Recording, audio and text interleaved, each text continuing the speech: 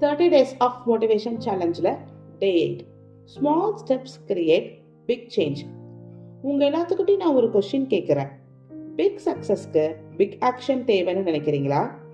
But உண்மை என்னன்னா, big action அப்படிங்கிறது ரேர். ஸ்மால் ஆக்ஷன் அப்படிங்கிறது உங்க டெய்லி லைஃப்ல பாசிபிளான ஒரு விஷயம். சக்சஸ் ஒன் டேல பில்ட் ஆகாது, ஆனா நீங்க டெய்லி எடுக்கிற ஸ்மால் ஸ்டெப்ல தான் சக்சஸ் பில்ட் ஆகும். இன்னும் சிம்பிளா சொல்லணும்னா, நீங்க உங்க ஸ்கில் இம்ப்ரூவ் பண்றதுக்காக ஒரு 30 பேஜஸ் இருக்கிற ஒரு புக்கை படிச்சு முடிக்கணும்னு நினைக்கிறீங்க. 1 or 2 டேஸ்ல கண்டிப்பா படிச்சு முடிச்சிடலாம். பட் இதுக்காக நீங்க நினைக்கிற டைம் உங்களுக்கு கிடைக்கவே இல்லை.